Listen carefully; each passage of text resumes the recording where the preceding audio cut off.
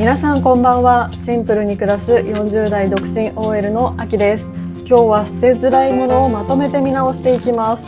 写真やもらい物、高かったものなどなかなか手放せないものってありますよね。私もずっと保留にしているものがあって、今回思い切って見直してみました。同じように悩んでいる方の参考になれば嬉しいです。このチャンネルでは心豊かに暮らすシンプルライフを発信しています。物を減らしてすっきり暮らしたい方はぜひチャンネル登録をお願いします。まずは写真です。思い出のものって手放しづらいですよね。私は1回整理して100枚ぐらい手放したのですが、量が多すぎて疲れてしまって長らく保留にしていました。今回はこのルールで整理していきます。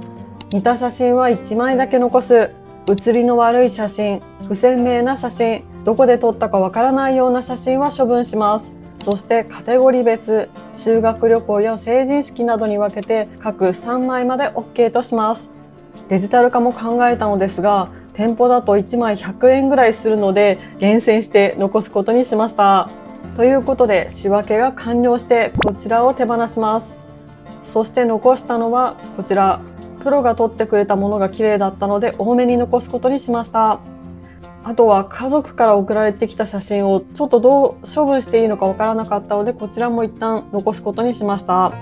またカテゴリー別で言うと高校の修学旅行が楽しかったので多めに残し、その代わり大学成人式あたりですね、これ人生最大に太っていたのであんまりいい思い出ではなくて全て捨てることにしました。すごく時間がかかりましたが、良くない思い出の写真を手放すことができて精神的にかなりスッキリしました。残した写真はアルバムに収納したいと思います。次に服、ファッション小物です。ブランドの財布などファッション小物も手放しづらいですよね。私はお財布を高かったっていうのと捨て方がわからなくてずっと歴代のものを残していましたが、使わないことが一番もったいないと気づいて手放しました。手放し方は綺麗なものは譲ったり買い取りに出しました。買い取り価格は2足3問でしたが、家にあっても仕方ないので後悔はしていません。また洋服の手放しについて今はほぼ完了していますが大変でした。洋服はこの基準で判断しています。今の自分に似合っているか、着ていく場所があるのか、着て気分が上がるのかです。まだ着れる服を手放すのはもったいないですが、似合っていない服を着たり気分が上がらない服を着る時間の方がもったいなかったなと今は感じています。服を手放せない理由の一つに、今は流行りが廃ったけどまた同じようなデザインが流行るかもと思って捨てられないというのも聞きますが、流行りはまた来ることはありますが微妙にデザインが変わりますし、生地も劣化するので結局着ないんですよね。そして捨てづらいものではないですが、見落としがちなのがインナー類です。私は気づくと結構溜まってる気がしますね。インナーの寿命は素材が劣化する約1年から3年、1シーズンから3シーズンが目安です。劣化のサインは生地が伸びる、糸が出る、汗を吸わなくなる、着圧が弱くなるなどです。まだ着られても機能が落ちていることが多く、汗をかく夏や寒い冬は買い替えた方が快適かもしれません。私も今回見直して汚れが目立つ靴下や丈が短くなって寒くなったパジャマを手放すことにしました。先日無印のパジャマに買い替えたのですが、すごく肌触りが良くて快適に寝られるようになって驚きました。インナーの見直しは QOL が上がるのでおすすめです。次に高価だったものです。高価だったものも手放しづらいですよね。でも今の自分に不要であれば価値はゼロです。むしろ保管コストがかかっている分マイナスになります。家に置いとけば無価値ですが、必要な人に譲る、売ることで価値が生まれ、物も嬉しいはずと思い、断腸の思いで時計を手放しました。高かったものを手放すことは損した気分になりますが、もったいないから捨てないことによって損していることも多いです。物を買う理由は、買ったものを使って人生の質を上げることです。それが果たせないなら役目を終えたことになると思います。以前ご質問いただいたので、時計の具体的な手放し方をご紹介します。時計は買取業者に出しました。まずは中古の相場を調べて、納得できる買取金額を設定しました。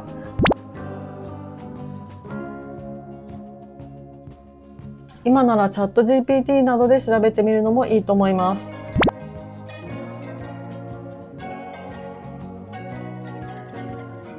その後、店舗に行くのがめんどくさかったので、ネットで完結する査定に出しました。私が持っていた時計は古いものだったので、結局ネット査定では完結せず、店舗に持って行き、希望価格が出たお店で買い取ってもらいました。私の肌感ですが、買取専門店ではなく、店舗併設の買取業者に行く方が価格交渉しやすい気がします。そもそもなんですが、時計を手放した理由はサイズが少し大きかったんです。ではなぜサイズが合ってないのに購入したかというと、ファミリーセールに招待いただき、割引率が大きく買わなきゃ損と思っちゃったんですよ。買う方が損でしたね。高い授業料だったと思っています。とあるミニマリストの方が、セールで買うのはお得だけど買わないのが一番安く済むと言っていて、それを肝に銘じたいと思っています。次にもらい物です。こちらはコメントでもよくご相談いただきますね。好みでないものをもらうと困りますよね。好みでないものをもらったら人にあげたり売ったり、それでも行き場がなかったら捨てちゃってます。気持ちは受け取っていますし、相手はプレゼントするという行為がしたかったんだと思います。私がそうだからです。もし本気で喜ばせたいと思っていたら、リクエストを聞いてくるはずです。また逆に考えて、自分があげたもので相手が困っていたら、その方が悲しくないですか？困っているぐらいなら手放してもらった方が私も嬉しいです。なので手放して大丈夫だと思います。次に使わなくなったパソコンとスマホです。下取りしてもらえないほど古いガラケーや、そして使わなくなったパソコンの処分にも困っていて、ずっと取っておりました。理由は捨て方がわからないのと、データ消去に不安があったからです。私はリネットジャパンに依頼して処分しました。リネットジャパンはデータ消去も含め対応してくれる業者です。環境省、経済産業省から認定を受けた事業者だったので安心感がありました。1台3000円とかだった気がするので、処分に困っているパソコンやスマホ、ガラケーがある方は利用してみてはいかがでしょうか。次がぬいぐるみです。ぬいぐるみも手放しづらいんですよね。なんとなく生き物みたいに感じてしまって愛着もあり、私はかなり苦戦しました。そんな時に手に取った風水の本が大変後押しになりました。本によると、ぬいぐるみは家の住人として運気を吸収するそうです。そのため気に入ったものを 2,3 体だけ残すのがいいと知って、この2体以外は手放しました。手放しに困った時は風水などに頼るのもありかなと思っています。次に CD です。以前大掛かりな捨て活をした時に、ずっと好きだったバンドの CD を手放しました。聞く環境もないですし、毎回断捨離の旅に悩んでいたので、思い切って手放しました。すごく辛かったので、もう二度と CD は買わないと思っていたのですが、あろうことか K-POP にハマってしまって、特典のために積んでいます。推しの CD は捨てづらいですが、同じものが何枚あっても仕方ないですし、周りに聞いても手放してる人多いんですよね。CD はオフラインイベントを目的に購入したもので、オフラインイベントには行ったので目的を果たせたということで、思い切って手放すことにしました。最後に外貨です。海外旅行に行った時に残った外貨、ずっと取ってありました。また行くかもしれないと思っていたのですが、実際は何年も行ってなくてそのままになっています。以前紙幣は金券ショップで両替したのですが、対応してない国の紙幣と硬貨が残ってしまっていました。硬貨はポケットチェンジが対応していると聞き、国ごとに分けて持っていこうと思います。実際に持っていったところ、国別に仕分ける必要がなく、機械に投入するだけで簡単でした。非対応の外貨は寄付も選べました。いらない外貨は他には JTB や三井住友銀行に寄付ボックスがあったり、ユニセフに郵送する方法がありました。物量は少ないですが、ずっと引っかかっていたものがなくなってすっきりしました。物はなくなりましたが、思い出がなくなるわけではありません。今回は捨てづらいものの手放し方をご紹介しました。いかがでしたでしょうか？私は祖父母が亡くなった時に片付けがとても大変だった経験から、将来もし自分に何かあった時、親族が少しでも楽に片付けられるよう、なるべく物を減らして暮らしたいと思うようになりました。また、収納、整理、探し物に使う時間を減らして自分の自由な時間を増やしたいという思いもあります。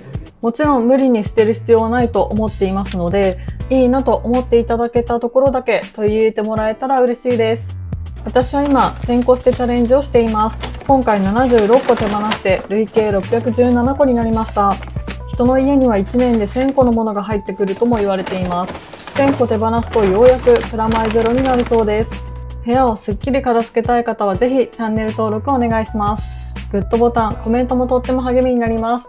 それではまた次の動画でお会いしましょう。さようなら。